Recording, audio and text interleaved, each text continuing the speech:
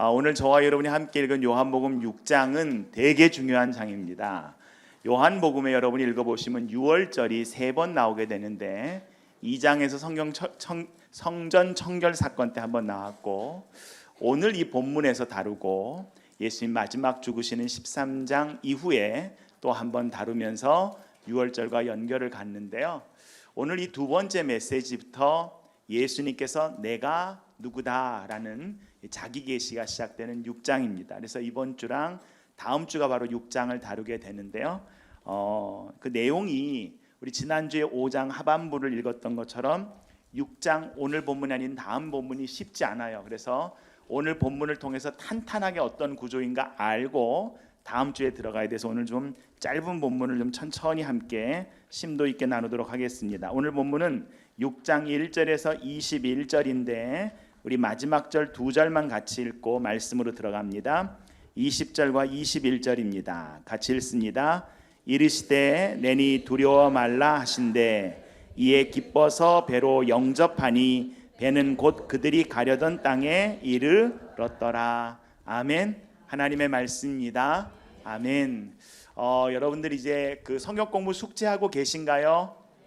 네, 고맙습니다. 네. 하시면서 본문을 여러 번 읽으시다 보면 요한복음이 어려운 것 같지만 그렇지 않습니다. 정말 기가 막힌 책이죠.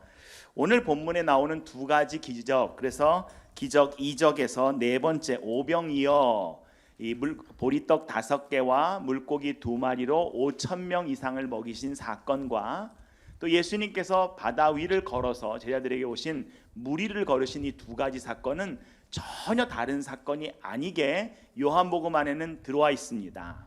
근데 다른 복음서에서는요, 이 둘 사이에 최소한 누가복음 같은 6장과 9장 이렇게 한 3장 정도가 차이가 있습니다. 이렇게 갭이 있는데 요한복음은 그런 것들을 다 빼고 이렇게 두 개를 붙여놨어요. 그 이유가 뭔지를 오늘 우리가 보게 되고요.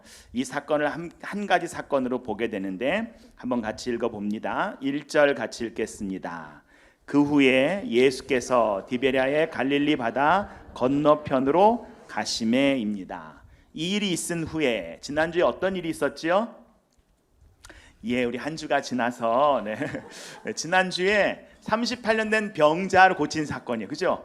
너무 놀라운 사건인데 어떻게 이렇게 깨끗한 마음으로 오셨는지 모르겠지만 그런데 그 사건을 통해서 예수님께서 무슨 논쟁이 붙었어요? 안식일 논쟁이 붙였어요. 그래서 진정한 안식이란, 진정한 영생이란 예수와 함께하는 삶, 예수를 내 심령과 삶에 함께 모시고 있는 삶, 그래서 그 예수 그리스도가 안식의 진정한 의미라는 것, 안식일의 진정한 의미라는 것을 알려주셨고요. 오늘은 그 사건 후에, 그 일 후에 디베랴라는 것은 티베리우스라는 갈릴리 바다를 이 헤롯이 티베리우스 로마의 황제에게 헌정을 합니다. 그래서 이 디베랴가 그 약자인데요. 그래서 이 갈릴리를 게네사렛이라고 하프 모양으로 생겼잖아요. 그래서 모양에 따라 게네사렛이라고 부르기도 하고, 그 황제의 이름을 따서 티베리우스라는 말의 약자인 디베랴 바다라고 부르기도 하고 갈릴리 호수라고 부르기도 합니다. 그 바다 건너편으로 가셨는데 2절 같이 읽을까요? 큰 무리가 따르니 이는 병자들에게 행하시는 표적을 보았음이러라. 이 사람들이 지금 예수님을 쫙 따라가는데 이유는 왜 따라간다고요? 표적을 봤기 때문에. 그래서 우리 계속해서 우리 함께 읽어온 말씀 가운데 요한복음 2장을 보시면 그때도 6월절 사건이에요. 6월절에 예수님께서 예루살렘에 계시니 많은 사람이 그의 행하시는 표적을 보고 그의 이름을 믿었다. 그런데 24절 같이 읽습니다. 예수는 그의 몸을 그들에게 의탁하지 아니하셨으니 이는 친히 모든 사람을 아심이라. 25절 또 사람에 대하여 누구의 증언도 받으실 필요가 없었으니 이는 그가 친히 사람 속에 있는 것을 아셨음이라. 사람들이 막 따라오는데 이 사람들이 예수를 왜 따라오는 줄 예수님이 아셨다고요. 표적 때문에 따라온다고요. 지금 달을 보라고 계속 가르치고 있는데 이 사람들은 계속 뭘 보고 따라온다고요? 손가락만 보고 따라온다고요. 우리가 예수 그리스도를 통하여 우리의 질병이 낫고 우리 자녀가 잘 되고 우리의 비즈니스가 잘 되는 것은 좋은 일입니다. 그것을 위해서 간절히 기도하는 것은 귀한 일입니다. 그게 잘못된 게 아니에요. 근데 그것만 갖고 기도하니까 하나님을 자꾸 놓치는 거예요. 예수님이 누구인지를 자꾸 놓치는 거예요. 이 표적에서는 하나님이 역사하셨어요. 아멘. 근데 또 다른 표적이 또 필요해요. 계속해서 우리의 믿음은 표적이 일어나면 감사한데 나의 삶에 내 계획대로 내 생각대로 문제가 풀리지 않으면 하나님도 없고 믿음도 없고 하나님의 계획도 없는 것처럼 보여요. 이 사람들이 예수님을 쫙 따라오니까 표적을 보고자 예수님을 믿었다는 거예요. 힘겨워 도와달라는 것, 하나님 살려달라는 것, 내 자식 고쳐달라는 것, 부르짖는 기도는 잘못된 기도가 아닙니다. 이 밤에도 저와 여러분이 이 문제를 갖고 기도하고 눈물로 간구할 때 그것은 결코 어리석은 일이 아닙니다. 그러나 그것이 전부일 때는 문제가 됩니다. 우리가 하나님의 뜻도 모르고 하나님도 모르고 살아간다면 그것은 오히려 문제가 된다라는 거예요. 예수님은 저와 여러분의 질병을 고치는 그냥 한 명의 의사나 우리 자녀들을 잘 좋은 대학 보내는 자녀 이제 입시 강사의 도움이나 아니면 내 남편의 사업과 우리 부모의 가정을 돕는 그러한 사업 파트너가 아니고 하나님이신 줄 믿습니다. 그 하나님이 우리의 필요를 뭐를 채우시는가입니다. 3절에 이렇게 기록하고 있습니다. 같이 읽어볼까요? 예수께서 산에 오르사 제자들과 함께 거기 앉으시니 4절 마침 유대인의 명절인 유월절이 가까운지라입니다. 산에 오르셨다는 것과 유월절을 연결시켰어요. 그 그린 색깔이죠. 유월절에 떡을 만드는 사건이 벌어지는 거예요. 오병이어 사건이니까 떡이지요. 그죠? 떡이 이 사건이 다음 주에 계속 연결되는데 예수님이 이 떡이 보리떡 5개와 물고기 2마리로 5,000명이 먹었는데 사람들이 예수님을 왕으로 세우려고 그러는데 예수님이 도망가시잖아요. 피하시잖아요. 그리고 다시 오셔서 이 떡 갖고 얘기를 다음 주에 계속 해 가십니다. 근데 사람들이 어느 떡 주면 당신이 하나님으로부터 온 사람이라고 믿는다 그래요? 하늘에서 내려오는 떡 달라 그래요. 첫째 출애굽 때 하늘에서 내려온 떡 먹고 사람들 다 어떻게 됐어요? 광야에서 불평하다 죽었습니다. 하늘에서 내려온 그 떡 먹고 너네 조상 광야에서 다 죽었다는 거예요. 근데 예수님이요, 내 살을 먹고 내 피를 마시는 자는 영원히 산다라고. 지금 이 유월절 사건에서 예수님이 떡 얘기하시자는 것, 이게 단순한 게 아니라고요. 이 6장은요, 예수님이 지금 나를 먹어라, 너를 위해서 준다라는 십자가에 대한 얘기를 지금 시작하시는 거예요, 이제부터. 그런데 이게 어느 절기냐면 유월절입니다. 여러분, 유월절은 우리가 구약의 출애굽기를 좀 보시면 출애굽기에서 이 유월절은 어떤 절기예요? 패스오버잖아요. 제가 오늘 유월절 말씀을 준비하면서 얼마나 소름이 돋았게요? 지금이 유월절이거든요. 유대인의 유월절기예요. 유월절은 이스라엘 백성들이 애굽에서 종되었다가 하나님의 구원의 역사를 통하여 자유인이 된 사건입니다. 그때 2가지 모티브가 있어요. 하나는 뭐예요? 마지막 10번째 재앙이 끝나고 뭐를 건너가죠? 바다를 건너가요. 홍해를 건너는 사건이에요. 그래서 오늘 2번째 사건은 뭐예요? 예수님이 바다를 건너시는 사건. 우리는 바다를 갈라주면 건너겠다는데 예수님은 상관없다는 거예요.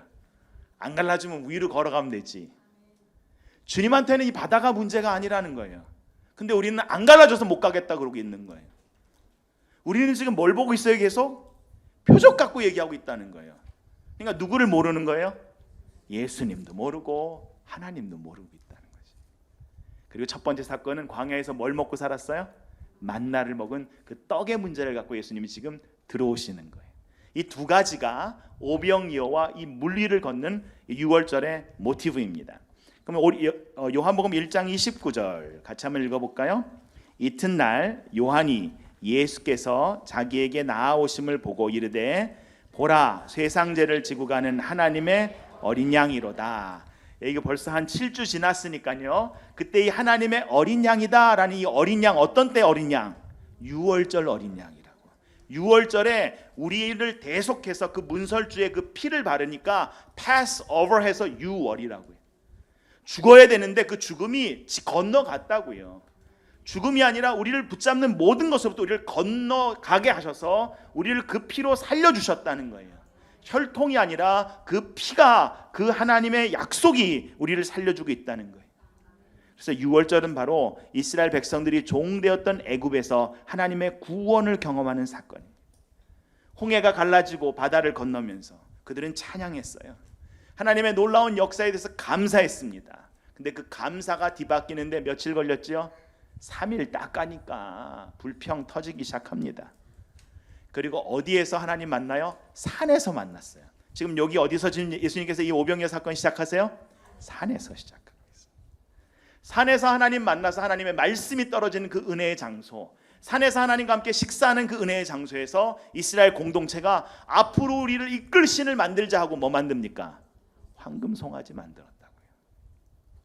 여러분, 저와 여러분의 삶 가운데 표적이 일어날 때 표적이 가리키는 그 하나님을 못 만나면요, 우리는 표적 붙잡고 뭐 만들어요? 황금 송아지 만드는 인생이에요. 그래서 그 산에서, 신의 산에서 하나님과 계약을 맺으면 하나님 백성이 되는데 황금 송아지를 만들고 하나님을 배역했을 때 하나님이 하나님 자기 계시를 하세요. 나는 여호와라 여호와라, 노하기를 더디하고 오래 참고 인자가 한없는 여호와라. 오병이어 사건은 바로 이 만나와 바다에서 광풍이 만난 사건이 하나로 모아지면서 유월절의 진정한 의미가 무엇이고 유월절을 통해 우리에게 주고자 하는 예수 그리스도의 메시지가 무엇인가를 우리한테 시작하시는 거예요. 그래서 이스라엘 백성들은 지금 예수님이 로마의 지금 종이잖아요. 어떤 메시아를 원하냐면 1차 출애굽처럼 모세처럼 우리를 이 로마에서 구해줘가지고 경제적으로 정치적으로 우리를 자유롭게 할 수 있는 그런 메시아를 원하는데, 여러분, 그런 메시아가 전 세계를 지배하는 강한 왕이 와도 그의 시대는 어떻게 됩니까? 그의 나라도 지나가고 그의 시대도 지나갑니다. 하나님의 나라는 그렇게 세워지지 않는다는 것을 보여주시는데 5절 같이 읽을까요? 예수께서 눈을 들어 큰 무리가 자기에게로 오는 것을 보시고, 이 표적을 따라오는 이 사람들이 이 큰 무리가 자기에게 오는 것을 봤어요. 예수님께서 눈을 이렇게 뜩 들어서 보시는 경우 여러 번 있어요. 요한복음 4장에서도 눈을 들어 쫙 보니까 사마리아 사람들이 예수님께 쫙 달려나오는 것을 보셨어요. 그리고 그들을 불쌍히 여기셨어요. 저들이 저렇게 표적을 따라 막 달려가는데 마가복음 6장에 보시면 뭐 없는 양같이, 목자 없는 양같이, 저들이 진짜 방향을 모르고 뛰고 있구나. 예수님께 지금 나오는데 예수님은 알았다고요. 누구에게 오는 게 아니라고? 예수님께 오는 게 아니라고. 표적 따라오고 있다고. 지금 표적 붙잡으려고 온다고. 표적보다 훨씬 크신 분이 예수님인데 예수님 됐으니까 표적 달라고 그러고 있다고요. 갈 길을 몰라 헤매는 목자 없는 양과 같은 무리를 보신 주님이 불쌍히 여기면서 빌립에게 질문을 던집니다. 여기서의 중요한 이제 시작이 됩니다. 우리 5절 한번 같이 읽어볼까요? 예수께서 눈을 들어 큰 무리가 자기에게 오는 것을 보시고 빌립에게 이르시되 우리가 어디서 떡을 사서 이 사람들을 먹이겠느냐. 예수님의 질문을 잘 보세요. 여러분, 성경을 읽을 때요, 예수님의 질문 따라합시다. 예수님의 질문에는 답이 있습니다. 여러분, 하나님의 질문에는요 답이 있습니다. 답을 주시면서 우리도 하여금 깨달으라고 그 질문을 던지는 거예요. 문제는 뭐예요? 그 질문보다 우리가 더 똑똑해요. 하나님의 질문보다 우리가 더 똑똑해요. 그래서 질문을 못 알아들어요. 보십시다. 분명히 뭐라고 물으셨어요? 우리가 어디서 떡을 사서 이 사람들을 먹이겠느냐, 이렇게 물었어요. 6절 같이 읽습니다. 이렇게 말씀하심은 친히 어떻게 하실지를 아시고 빌립을 시험하고자 하심이라. 보세요, 예수님은 어떻게 하실지를 아셨다고요. 지금 예수님은 아셨어요. 그래서 모르고 있는 빌립에게 물어보신 거예요. 근데 빌립이요 7절 이렇게 대답합니다. 같이 읽습니다. 빌립 대답하되 각 사람으로 조금씩 받게 할지라도 200데나리온의 떡이 부족하리이다. 빌립이 뭐라고 딱 얘기해요? 예수님, 이 떡을 어디서 사긴 어디서 사요? 어디서 사는 게 뭐가 중요해? 돈이 있어야지. 돈이 200데나리온은 있어야지 사는데 뭘 어디서 사는 걸 물어봐요. 예수님 이렇게 물으면, 여러분 질문을 잘 보십시오. 마가복음 6장 35절에서 37절 보시면 날이 저무니까 제자들이 예수님께 와서 여기는 빈들이라고요, 광야라고요. 그래서 마가는 오히려 산보다는 광야를 강조했어요. 일부러 더 광야에서 이스라엘 공동체가 이 만나 사건과 연결시키기 때문에요. 그래서 이들을 다 돌려보내서 각자가 알아서 농가나 마을에 들어가서 그들을 사 먹게 하는 게 좋겠습니다. 마가복음에서는 무명으로 나와요. 제자들이 우리가 가서 빵 200데나리 어치를 사다가 그들에게 먹이라는 말씀입니까? 그때 이 제자가 누구라는 걸 요한복음 콕 집어서 얘기해줘요. 빌립이었다. 이렇게 빌립. 여러분, 시험은 무엇을 알고 있는지를 확인하는 일이기도 해요. 하지만 시험을 치르고 나면 우리가 뭘 깨닫냐면 내가 몰랐구나, 내가 이런 걸 몰랐구나 라는 것을 시험을 통해서 깨닫게 돼요. 여러분, 저와 여러분의 삶 가운데 하나님의 시험을 허락하시는 이유는 그거예요. 우리가 알고 있는 것은 알고 가면 돼요. 근데 우리가 주님을 몰랐구나, 내가 주님을, 이전에 주님을 내가 몰랐구나, 어떻게 하실지를 아시고 물어보셨어요. 근데 빌립은 자신의 능력으로 계산을 딱 끝냅니다. 정확한 대답을 해요. 200데나리온 있어야 합니다. 첫 번째가 뭐예요? 질문이 우리 자신의 능력으로만 문제나 도전을 측량, 그리고 재려고 하지 마라, 판단하지 마라, 메저하지 마라. 우리는 자꾸 우리의 능력으로 그 문제를, 우리를 향한 이 도전들을 자꾸 메저하려고 그래요. 판단하고 측량하려고, 측정하려고 그래요. 신명기 8장 3절에서 우리에게 아주 중요한 말씀을 주신 약속이 있는데 한번 같이 읽어볼까요? 너를 낮추시며 너를 줄이게 하시며 또 너도 알지 못하게 내 조상들도 알지 못하던 만나를 내게 먹이신 것은 사람이 떡으로만 사는 것이 아니요 여호와의 입에서 나오는 모든 말씀으로 사는 줄을 내가 알게 하려 하심이라. 예수님 질문 뭐라고 물어보셨어요? 우리가 어디서라고, 어디서, where, 어디서 떡을 사서 이 사람들을 먹이겠느냐입니다. 근데 빌립은 어떻게 받아들였어요? 얼마너치라고 들었어요. 얼마너치, 얼마너치 사서 먹여야 되겠느냐. 전혀 예수님이 물어본 질문은 듣지를 않았어요. 예수님은 어디서야, 이 떡이 누구라는 걸 얘기한 거예요. 예수님에게서. 예수님에게서. 정답은 예수님에게서요. 근데 예수님이 무의미한 질문을 하신다고 생각해요. 이 주위에 어디 떡집이 있습니까? 지금 이 시간에 어디 가서 떡을 살 수 있어요? 아니, 그 떡을 살 수 있는 돈이란 있습니까? 예수님을 질책하듯이 반문합니다. 노동자의 8개월치 임금이 있어야 겨우 이 사람들을 먹일 수 있습니다. 광야였고 날은 저물었습니다. 각자 촌에 들어가서 이 사람들을 각자 해결하는 게 상식입니다. 다른 제자들도 똑같이 이야기합니다. 그러자 이번에 다른 제자 하나가 8절 이렇게 또 문제를 갖고 들어옵니다. 8절 같이 읽어볼까요? 제자 중 하나 곧 시몬 베드로의 형제 안드레가 예수께 여짜오되 9절 여기 한 아이가 있어 보리떡 5개와 물고기 2마리를 가지고 있나이다. 그러나 이것이 이 많은 사람에게 얼마나 되겠사옵나이까입니다. 예수님 베드로의 형제 안드레가 어디서, 그러니까 그 말은 들었어. 그래서 한 아이를 데려오는 거예요. 어디서 찾아왔는지. 네. 그리고 이 아이에게 보리떡 5개와 물고기 2마리가 있습니다. 재미있는 것은 마태, 마가, 누가, 요한 중에 그 떡이 보리떡이었다 얘기한 건 요한복음밖에 없어요. 그 또 이걸 이렇게 성경 공부하다 보면 그런데 걔가 그 밤늦게까지 왜 도시락은 안 까먹고 갖고 있었대요. 이렇게 비본질적인 것만 물어보는 분들이 많아요. 그럼 뭐 어떻게 합니까? 걔가 왜 안 까먹었는지 뭐. 그건 중요한 게 아니라고요. 뭐 도시락을 끝까지 안 먹은 이 어린애가 이상하긴 하지만 그 질문은 본질이 아니고요. 수천 수만의 사람들이 먹기에는 턱없이 적은 양입니다. 이게 안드레의 대답이에요. 두 번째 질문은 뭐예요? 우리가 가진 것으로만 문제나 도전을 저울질하지 맙시다. 저울질하지 맙시다. 빌립은 정확한 떡의 양을 말했어요. 안드레는 가지고 있는 떡의 양을 말했어요. 둘 다 정확했어요. 그리고 가지고 있는 걸 딱 에셋했어요. 그런데 그들은 예수님을 몰랐어요. 예수님을 몰랐어요. 지금 이 요한복음이 하고 싶은 얘기가 바로 이거예요. 우리가 현실에 딱 부닥쳤을 때 정확하게 우리가 갖고 있는 것을 에셋을 해요.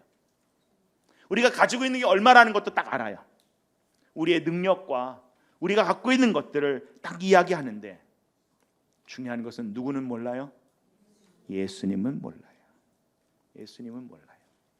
요한복음은 이것을 보리떡이라고 이야기한 이유가 두 가지가 있어요. 하나는 지금 6월절은요, 그 달이 아비벌이에요. 아비벌. 아비벌이 정월인데 아비비란 말이 보리예요. 보리. 보리달이에요. 보리달. 그러니까 이달은 보리를 추수하는 달이에요. 6월절은 무교절과 연결돼서요. 또 하나는 구약에 보시면 열왕기 하에 보리떡 갖고 사건을 일으키신 한 분이 계신데 그의 이름이 엘리사예요. 열왕기 하 42장 4장 42절에 보시면 거기 한 사람이, 한번 같이 읽어볼까요? 41절부터 44절인데 같이 읽습니다. 한 사람이 바알 살리사에서부터 와서 처음 만든 떡 곧 보리떡 20개와 또 자루에 담은 채소를 하나님의 사람에게 드린지라. 그가 이르되 무리에게 주어 먹게 하라. 그 사환이 이르되 내가 어찌 이것을 100명에게 주겠나이까 하나. 엘리사는 또 이르되 무리에게 주어 먹게 하라. 여호와의 말씀이 그들이 먹고 남으리라 하셨느니라. 그가 그들 앞에 주었더니 여호와께서 말씀하신 대로 먹고 남았더라입니다. 저와 여러분의 상식이 중요합니다. 상식이 없이 무조건 믿는 것은 광신이지요. 그런데 상식을 붙잡겠다고 우리가 갖고 있는 편리주의, 기회주의를 붙잡냐면 기복주의가 되지요. 하나님이 분명히 약속의 말씀을 주셨고 하나님은 지금도 우리 가운데 일하고 계신 줄 믿습니다. 저와 여러분이 가진 것만으로 우리의 삶의 문제와 도전을 저울질하고 있다면 우리는 누구를 놓치고 있다고요? 예수 놓치고 있다고요. 빌립은 정확하게 필요한 떡의 양이 얼마인가를 알았어요. 안드레는 자기가 가지고 있는 떡의 양을 정확하게 말했습니다. 근데 그들은 예수님이 뭘 묻는지, 예수님의 질문의 의미가 뭔지에 대해서는 놓쳤어요. 예수님의 말씀을 붙잡지 않아도 될 만큼 많고 좋고 좋은 증거, 정확한 정황들이 넘쳐났기 때문에 현실 속에 있는 그 나에게 주는 그 답을 그대로 붙잡고 그냥 그건 그대로 붙잡고 하나님 어떻게 하시려고요? 어떻게 하시려고요? 아니 질문이 뭔지도 현실을 모르고 던진 것처럼 예수님을 지금 어리석다라고 실문하고 있는 거예요. 베드로도 그 기가 막힌 주는 그리스도시요 살아계신 하나님의 아들이십니다. 그러자 예수님이 너무 기뻐서 바요나 시모나 정말 네가 이거는 하나님이 주신 대답이다. 그래서 딱 풀어놓으시잖아요. 내가 이제 십자가에 죽으시. 그러면 안 됩니다. 그러니까 다 내 생각, 내 경험 안에서 하나님의 뜻이 아니라 내 뜻을 가지고. 아마 제자들은 그랬겠죠. 아니 지금 우리도 굶고 있는 거 안 보이시나 우리 주님? 우리도 지금 저녁까지 계속 굶고 있는데 왜 주님은 우리 걱정은 안 하고 저 별 상관없이 의무도 없이 책임지지도 않아도 되는 저 사람의 끼니같이 해결하겠다고 이런 오지랖을 부리시나 이러면서. 왜 주님은 우리의 배고픔은 외면하고 계신가? 주님 절대 제자들의 배고픔을 외면한 게 아닙니다. 근데 주님의 질문을 오해하는 순간 우리는 어떻게 돼요? 주님은 마치 우리를 외면하고 해결할 수 없는 엉뚱한 문제를 갖고 지금 움직이시는 분처럼 비상식적인 분으로 몰아갑니다. 빌립과 안드레는 예수님이 하신 그 질문이 얼마나 어리석은지 아십니까? 두 제자 다 정확한 분석과 상식에 충실해서 앞뒤가 맞는 현실적인 이야기를 하고 있습니다. 근데 중요한 거 그들은 누구를 몰랐다? 예수 몰랐다예요. 요한복음은 지금 우리한테 던지고 있는 질문이 바로 이것입니다. 교회가 지금 이 시대에 정확한 분석을 하고 있는데 누구는 모르고 있다? 예수 알고 있느냐라는 거예요. 지금 교회가 이 시대의 교회들이 예수의 능력을 알고 예수님이 우리 가운데 하실 계획을 알고 하나님 말씀의 능력을 붙잡고 그거 갖고 씨름하고 있는가? 아니면 내가 갖고 있는 것이 내게 능력이 이것이고 내가 가지고 있는 거 이거 정확하게 그거 분석을 하고 있는가? 저와 여러분이 이 밤에 저와 여러분을 찾아오신 우리 예수 그리스도를 아는 밤 되기를 간절히 소원합니다. 우리는 하나님이 우리의 예측대로 움직여 주시길 원합니다. 근데 사랑하는 성도 여러분, 저와 여러분의 삶이 계획대로 다 움직여 오셨습니까? 심지어 저와 여러분의 마음도조차도 우리 마음대로 그 마음이 움직이든가요? 하나님은 믿음이 없이는 볼 수 없고 이해할 수 없는 일들을 오늘도 하고 계신 줄 믿습니다. 그 과정을 통하여 제자들이지만 여전히 주님을 몰랐다는 것을 깨닫게 해주시는 거예요. 제자들이어서 모든 걸 버리고 쫓아간 사람들이지만 여전히 주님을 몰랐다는 거예요. 자신들의 한계를 알았고 현실도 인식했지만 예수님이 누군지를 몰랐기에 예수님도 돈이 없으면 굶어야 되고 예수님도 힘이 없으면 그거에 고통당해야 되고 하는 것들을 하나님의 뜻 가운데 그분이 가시는 길이 아니라 마치 해코지를 당하고 그분이 무능력해서 그러고 있다라고 생각했다라는 거죠. 이 많은 사람들을 재촉해서 일찍 집에 돌아버렸으면 지금 이렇게 배골 끓지 않을 텐데 왜 지금 해 떨어질 때까지 애들을 놔둬가지고 지금 다 지금 원망이 누구를 향하고 있어요? 예수님 향하고. 사치스러운 연민이라고 생각했습니다. 근데 우리 하나님은 저와 여러분 한 명 한 명을 찾아오신 줄 믿습니다. 한 사람 한 사람이, 그 한 사람 한 사람을 향한 하나님의 마음은 지금도 우리를 긍휼히 여기시고 우리를 붙잡고 계십니다. 마태, 마가, 누가에서는요, 예수님께서 축사하신 다음에 떡을 떼셔서 제자들에게 줘서 나누게 하셨어요. 근데 요한복음은요, 지워버렸어요. 제자들 지워버렸어요. 한번 읽어볼까요? 마가복음 6장 41절에서는 이렇게 되어 있습니다. 같이 읽습니다. 예수께서 빵 5개와 물고기 2마리를 들어서 하늘을 쳐다보시고 축사하신 다음에 빵을 떼어서 제자들에게 주시고 사람들에게 나누어 주게 하셨다. 그리고 물고기 2마리도 모든 사람에게 나누어 주셨다. 누구를 통해 나눠주게 하셨어요? 제자들을 통하여. 그럼 오늘 본문 11절을 보십시다. 어떻게 하셨는가? 같이 읽습니다. 예수께서 떡을 가져 축사하신 후에 앉아있는 자들에게 나눠주시고 물고기도 그렇게 그들의 원대로 주시니라. 누가 나눠주셨어요? 예수님이 직접 나누셨어요. 왜 이 얘기를 했을까요? 요한복음이 왜 예수님이 직접 나누셨다고 이 얘기를 여기서 하고 있을까요? 그거를 축사라는 말을 요한복음만 유카리스테스라는 말을 써요. 유카리스트가 뭐예요? 성만찬을 말합니다. 유카리스트는요, 축사한다, 축복한다는 말이지만 성만찬을 가리키는 말과 동일한 어원이에요. 지금 요한복음은 지금 이 떡을 떼는 장면을 통하여 예수님께서 요한복음 13장에서 동일하게 제자들을 향하여 마지막 유월절의 만찬을 위하여 떡을 떼어 주시는 장면을 그대로 이 6장에서 저와 여러분에게 보여주시면서 이분이 진짜 유월절 어린 양, 유월절 생명의 떡, 이 떡을 먹어야 우리가 살고 이 피를 마셔야 우리가 살고 이로 우리가 영생을 누린다는 것을 요한은 반복해서 우리한테 이야기하는 거예요. 빌립과 안드레 정도의 현실 인식은요, 죄송하지만 예수 안 믿는 사람들도 이 정도는 잘합니다. 안 그렇습니까? 네, 교회 밖에 있는 예수 안 믿는 사람도 이 정도 합니다. 문제는 분석은 다 했는데 답이 없다는 거예요. 절박한 현실을 해결할 능력이, 그걸 해결하고 하는 의지조차도 우리는 그것을 내려놓고 있다라. 우리의 계획대로 되어줄 거라고 생각했는데 일이 진행되지 않을 때, 그냥 우리 자녀들은 거저 커줄 거라고 생각했는데 기대한 자녀들이 갑작스러운 여러 가지 일들이 발생할 때 우리는 절망하게 됩니다. 상식 중요합니다. 상식에 기초하지 않는 것, 그럼 신앙이 아까도 말씀드린 광신이 되지요. 그러나 상식에만 머물고 있는 것, 그게 편리주의고요, 그게 기복주의입니다. 둘 다 신앙의 모습을 하고 있지만 신앙 아닙니다.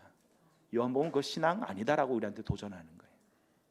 둘 다 겉으로는 하나님을 믿고 있지만 속으로는 자기 자신을 믿고 자기 자신의 계획을 붙잡고 자기 자신의 뜻대로 풀어가려고 하고 있다는 거예요. 이 사람들이 다 배부르게 먹으려면 어디서 떡을 사야겠느냐? 예수님이 이렇게 물어보셨어요. 다 배부르게 먹으려면 enough라고 얘기했어요. 근데 빌립이나 지금 이 시대 교회는 최소한 조금만 먹으려고 해도 200데나리 듭니다. 예수님의 질문을요, 우리가 알아서 바꿔버려요. 하나님이 하시겠다니 우리가 축소시켜버려요.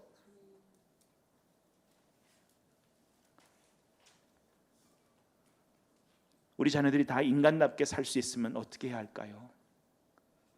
우리 공동체 사람들이 다 배부르게 먹으려면 어디로 떡을 사야 할까? 이 민족의 통일을 이 시대에 우리가 어디서 구해야 될까? 그럼 우리가 기도하기보다 북한 탓이에요. 우리가 왜 그것을 해야 돼요? 왜 우리 교만 이래요? 라고 이야기할 때 그것은 상식이고 맞습니다. 근데 우리가 진짜 예수를 알고 하나님 마음을 안다면 하나님이 저와 여러분을 부르신 그곳에 저와 여러분도 있기를 간절히 소원합니다. 그때 하나님이 하시는 일을 우리도 목격하게 될 줄 믿습니다. 누구든 해답을 다 알고 인생을 사는 것이 아닙니다. 은혜로우신 하나님께서 우리의 인생에 그토록 감당할 수 없는 일을 허락하시는 일, 그런 문제와 도전, 고난을 허락하시는 일, 때로는 이해가 되지 않을 때가 있어요. 오늘 오후에도 어떤 분을 위로하려고 그러다가 내 말이 참 어설픈 말밖에 안 된다는 것을 철저히 깨달은 순간이 있었습니다.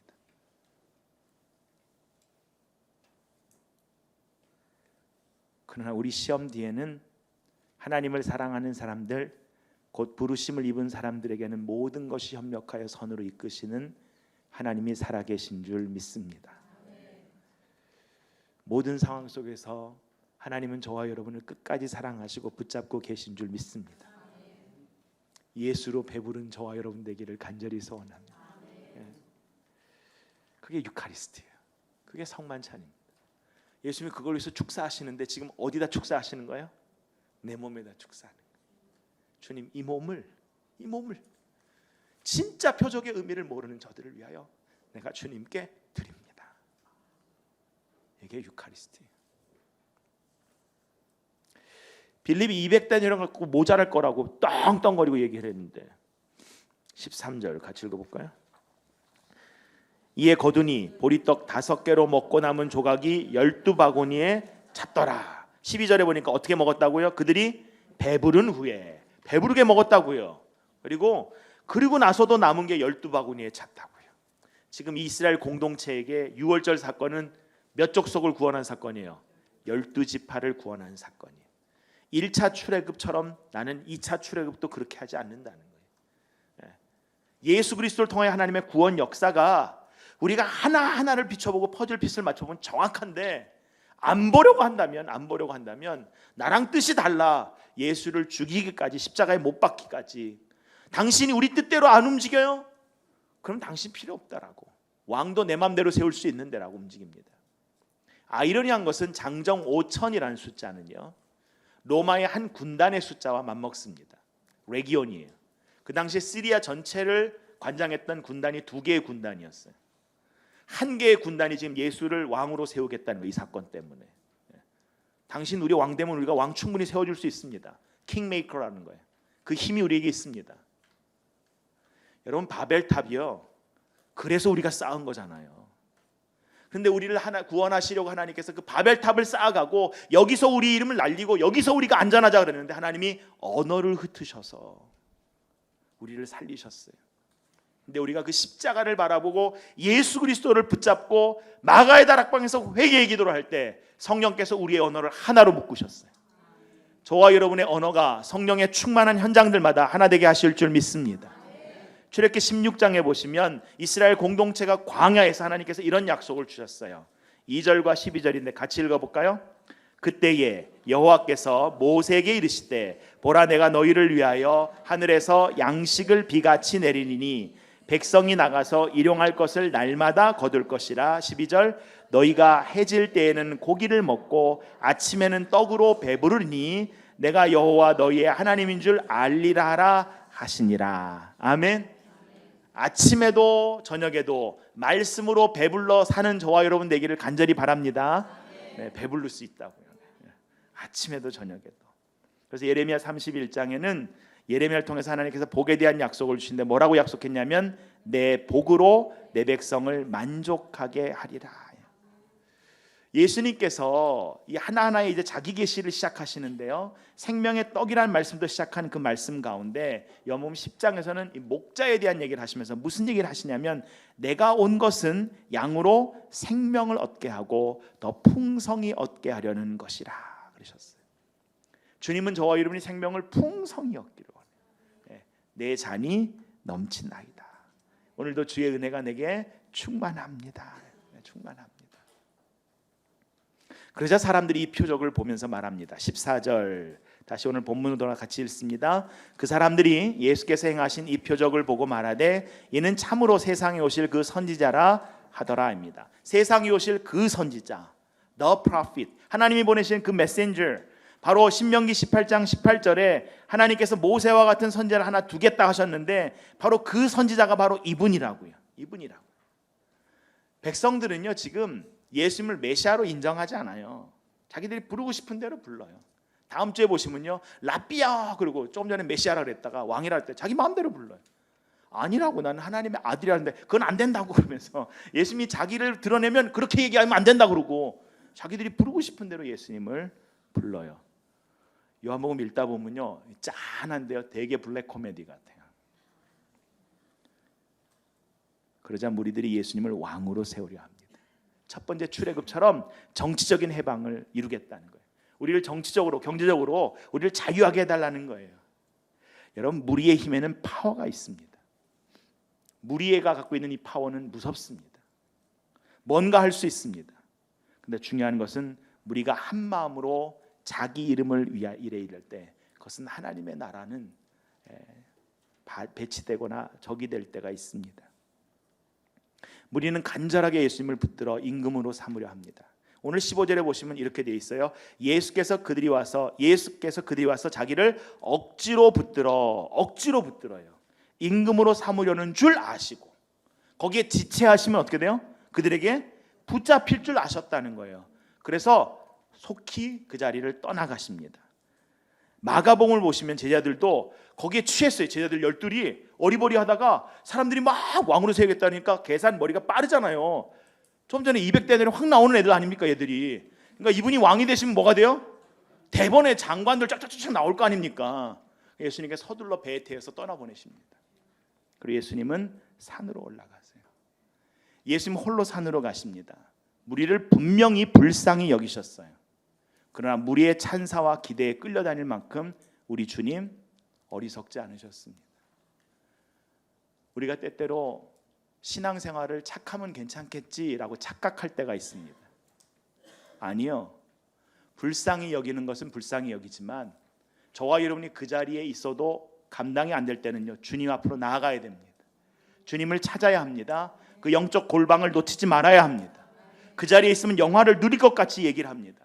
그리고 뭔가 대단하게 세워줍니다.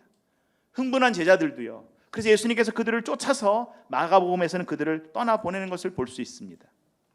이 무리들이 흥분했다고요. 조금 더 지체하게 되면 그 다음에는 어떻게 돼요? 이 무리의 힘이 얼마나 세냐면요, 그걸 알고 떠나지 않으면요, 흥분한 다음에 붙잡힌 다음에는요, 그들이 알아서 움직이기 시작합니다. 조정하기 시작합니다. 그리고 우리는 이게 하나님의 뜻이려니 라고 착각하고 있어요. 아니요, 아닙니다. 저와 여러분은 홀로 하나님과 대면하기 위하여 그 산으로 다시 올라가야 합니다. 히브리어로 올라라는 말이 번제인데요, 하나님께 올려드린다라는 이 히브리어 올라가 올라예요. 그래서 하나님께 올라간다, 올라요. 여러분 한글 하다 보면 히브리어가 막 나와요. 올라예요. 하나님께 올려드렸는데 예배를, 근데 우리는 자꾸 내려가고 싶어요. 근데 성경에서 내려가다는 야라드라는 말은 부정어인데요, 어디로 내려가냐면 자꾸 애굽으로, 도시로 내려가고 싶어요. 여리고로 내려가고 싶어요. 다시 한번 저와 여러분이 하나님과의 대면이 호흡이며 숨길이며 하나님 앞에서 저와 여러분의 영적 골방을 놓치지 마십시다. 빼앗기지 마십시다. 그럼 두 번째 기적입니다. 이렇게 오병이어 사건이 끝난 뒤에 두 번째 사건은요, 그냥 쑥 지나가요. 그냥 쑥 들어옵니다. 16절 같이 읽을까요? 저물매 제자들이 바다에 내려가서 17절 배를 타고 바다를 건너 가버나움으로 가는데 이미 어두웠고 예수는 아직 그들에게 오시지 아니하였더니 18절 큰 바람이 불어 파도가 일어나더라. 바다에 와서 마가복음 6장 45절에 보시면 예수님께서 제자들을 재촉해서 보내셨잖아요. 재촉해서 그 자리를 떠나게 하신 거예요. 바다 건너편으로 보내신 거예요. 그래서 배를 타고 이제 그 건너편으로 가는데 이미 어두웠어요. 예수님은 그들과 함께 없는데 큰 바람이 불어서 파도가 칩니다. 아까도 어떤 문제가 있었죠? 밤이 어두워졌는데 사람들이 집에 안 가고 있는 바람에 많은 무리를 밥해줘야 되는 그 큰 문제가 발생했잖아요. 아까 산에서 그 문제가 발생했어요. 광야에서 빈들에서, 다른 복음서에서는 빈들에서 그 문제가 발생한 거예요. 지금 문제는요, 바다에서 이 문제가 발생한 거예요. 광풍이 치는 파도바람 때문에 제자들이요, 흥분하던 마음은 온데간데 없고, 이 사람들이 다 능숙한 갈릴리의 뱃사람들이었는데요, 폭풍과 사투를 벌이기 시작합니다. 아까는 빌립과 안드레 두 사람이 투탑으로 들어와가지고 엉뚱한 얘기를 하면서 예수님께 대들더니 이제는 12제자가 다 혼미백산에서 이 폭풍과 싸우기 시작합니다. 바람이 광풍을 일으키면서 바다가 그 앞에서 완전 혼돈의 역사를 일으키는 것은 마치 우리가 홍해를 앞두고 이스라엘 백성들이 그들의 신앙과 10가지 재앙을 통하여 그들을 인도하시고 구원하신 하나님을 까맣게 잊은 모습과 너무 똑같습니다. 19절 같이 읽습니다. 제자들이 노를 저 10여리쯤 가다가 예수께서 바다 위로 걸어 배에 가까이 오심을 보고 두려워 하거늘립니다. 재밌는 게 이렇습니다. 다른 데서는 두려워해서 예수님이 가까이 오신 걸 못 봤다는데 여기서는 예수님이 가까이 오신데 두려워했대요. 따라합시다. 우리의 두려움이 크면 예수님을 잘 못 알아봅니다. 예수님을 잘 못 알아봐요. 두려움이 크면. 제 아들이 노를 저어서 12월쯤 가는데 예수님이 바다를 걸어서 오신다고요. 첫째는 예수님이 바다를 걸어올 거라고는 상상도 못했어요. 근데 왜 두려워요? 마태복음 14장 26절 보시면 이렇게 생각했어요. 같이 읽을까요? 제 아들이 그가 바다 위로 걸어오심을 보고 놀라 유령이라 하며 무서워하여 소리 지르거늘. 유령이라 했다고요. 왜 예수님이 유령이라고 소리 질렀을까요? 여러분 배를 타보시면 안 돼요. 배를 타서 풍랑이 막 일어서 파도가 치면 바다 위를 걸을 때 예수님이 보였다 안 보였다? 보였다 안 보였다 하시죠? 네, 바다를 안 나가보셨는데 그러니까 유령인 줄 알았다고요. 예수님인 줄 몰랐다는 거예요. 그렇게 늘 가까이 있고. 이번 주부터 저와 여러분이 성령의 9가지 열매를 9주 동안 다루게 됩니다. 말씀을 계속해서 나눕니다. 성령의 9가지 열매 앞에 보시면 육체의 열매가 잔뜩 있는데 육체의 열매를 안 다루고 왜 성령의 9가지 열매를 다룰까요? 여러분 제일 위조 지폐가 많은 나라가 어딘 줄 아십니까? 캐나다입니다. 여러분 캐나다 달러 보신 적 있으세요? 되게 희한하게 생겼어요. 투명한 것이 무슨 플라스틱도 아니고 종이도 아닌 것 같아요. 근데요 그렇게 특수 공법으로 지폐를 만들어도 위조 지폐가 되게 많습니다. 왜냐하면 트래픽이 많기 때문에 그래요. 전 세계적으로. 그런데요 이 나라라 경찰들은 위조 지폐를 기가 막히게 분별합니다. 경찰들은요 위조 지폐가 어떻게 생겼는지를 연구하는 사람들이 아니고요. 그들은 항상 진짜 지폐가 어떻게 생겼는지만 알고 다닙니다. 여러분 우리가 진짜 알면요 가짜는 금방 구별됩니다. 문제는 뭐예요? 진짜를 제대로 몰라서 구별이 안 되는 거예요. 진짜가 뭔지가 제대로 구별이 안 되니까 이게 진짜인지 가짜인지가 헷갈리는 거예요. 근데 저와 여러분이 계속해서 우리의 심령에 하나님의 진짜 열매를 예수 그리스도를 묵상하고 그 말씀으로 채워나가기 시작하면요 말씀 아닌 것들 그리고 정말 그것이 비슷한데 정말 본질을 놓친 것들은 그대로 구별되고 드러날 줄 믿습니다. 예수님을 못 알아본 것 두려움 때문이기도 하지만 이들은 예수님께 익숙하거나 예수님이 진짜 누구신지를 아직 몰랐다고요. 어떻게 알 수 있어요? 요한복음 21장에 가시면요 예수님이 부활하신 이후에 제자들이 예수님을 어떻게 알아봐요? 아니요 예수님을 부활하신 다음에 21장에 저 바닷가에 계신데 예수님인 줄 알아보잖아요. 근데 가까이 갔는데 예수님과 그전 모습이 약간 달라요. 근데 아무도 물어보는 이가 없더라. 왜? 예수신 줄 알았기 때문에. 우리가 생각하는 내가 아는 이미지 그 육체의 이미지잖아요. 근데요 저와 여러분이 알고 있는 그 이미지가 중요한 게 아니라 저와 여러분이 주신 이 말씀으로 들려오는 하나님 그 음성이 그리고 그 약속이 우리 가운데 말씀이신 하나님이며 우리의 예수 그리스도이신 줄 믿습니다. 두려움이 예수님을 인식할 수 있는 기회를 빼앗아 버려요. 우리의 삶의 정죄감이 패배감이 죄책감이 우리의 마음을 그렇게 멍들게 만듭니다. 그때 저와 여러분의 마음을 오직 예수로 오직 말씀으로 붙잡고 온전히 진짜이신 예수로 충만하여서 그 어떤 소리에도 휘둘리지 않는 저와 여러분 되기를 간절히 소원합니다. 이 장면에 마태복음 한 장면을 살짝 더 넣었어요. 베드로가 대답합니다. 주여 만일 주시거든 나를 명하사 물 위로 오게 하옵소서 라는 바다를 가르지 않고 바다 위를 걷게 하는 아주 기가 막힌 장면이 나오는데 29절 같이 읽습니다. 오라 하시니 베드로가 배에서 내려 물 위로 걸어서 예수께로 가되 30절 바람을 보고 무서워 빠져가는지라 소리질러 이르되 주여 나를 구원하소서 하니 31절 예수께서 즉시 손을 내밀어 그를 붙잡으시며 이르시되 믿음이 작은 자여 왜 의심하였느냐. 베드로가 주님 저도 나가도 될까요? 와라입니다. 예수님 말씀이 명하니까 그 말씀에 순종하니까 물 위를 걷는데 물 위를 걷다 보니까 제정신을 차리신 거죠. 이분이 상식이 확 들어온 거죠. 내가 걸으면 안 되는데 푹 빠지는 거예요. 저와 여러분이 하나님 일을 시작하고 사역을 하다가도 얼마든지 제정신 차리게 돼요. 상식이 우리의 믿음을 앞서기 시작합니다.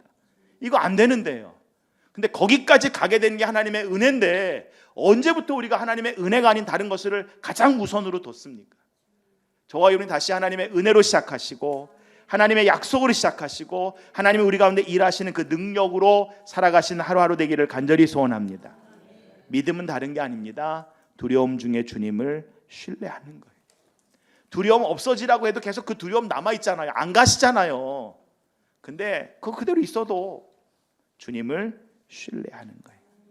출애굽기 14장 13절에 홍해바다 앞에서 모세가 백성에게 이렇게 외칩니다. 같이 읽어볼까요?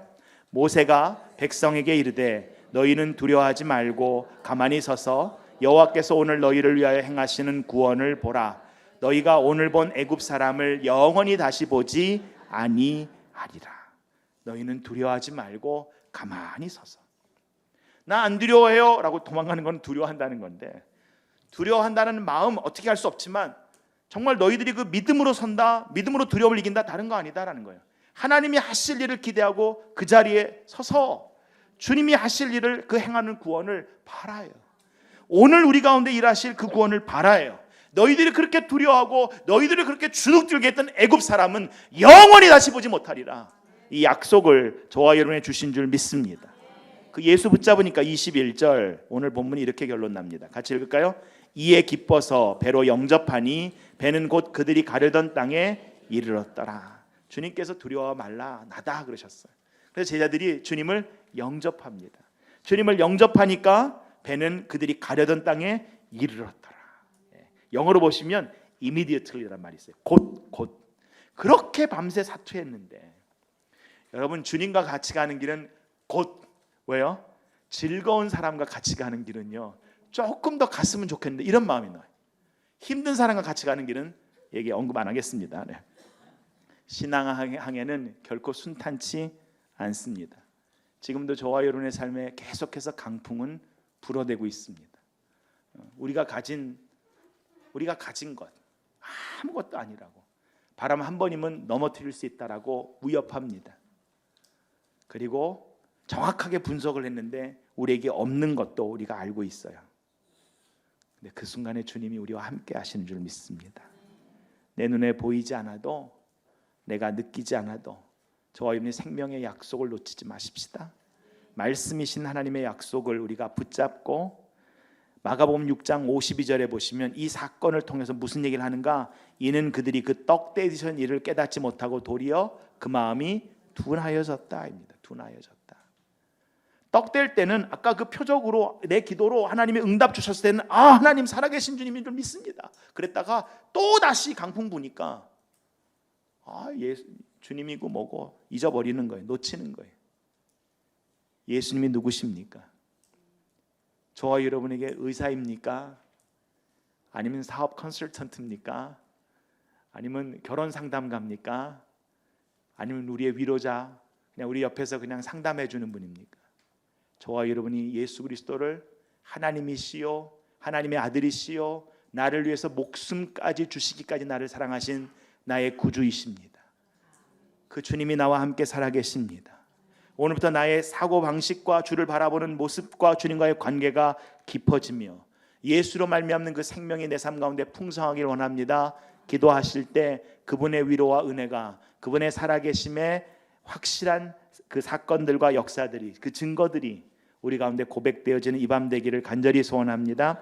오늘 말씀의 결론입니다. 시편 107편 같이 읽고 우리 찬양팀 나오셔서 우리 내 평생에 가는 길 한번 같이 고백하면서 기도로 들어갑니다. 시편 107편 28절에 31절. 이미 이 사건을 시편 기자가요 주님 오시기 수백 년 전에 기록해 놨어요. 같이 읽어볼까요? 이에 그들의 고통 때문에 여호와께 부르짖음에 그가 그들의 고통에서 그들을 인도하여 내시고 광풍을 고요하게 하사 물결도 잔잔하게 하시는도다. 그들이 평온함으로 말미암아 기뻐하는 중에 여호와께서 그들이 바라는 항구로 인도하시는도다. 여호와의 인자하심과 인생에 행하신 기적으로 말미암아 그를 찬송할지로다. 아멘. 정말 내 평생에 가는 길 순탄하고 또 때로는 쉽지 않고, 주님 이거 나만 있지 왜 우리 자녀들까지 이런 일들이 벌어져요? 주님 그 고생해서 여기까지 왔는데 왜 다시 이 일이 우리한테 반복돼요? 주님, 어렵게 이렇게 문제를 풀어놨는데 왜 다시 이것이 이렇게 막혀요? 끊임없이 이야기할 때마다 예수, 예수. 어디서 이 사람들을 먹일 걸 찾는가 할 때 예수입니다. 예수입니다.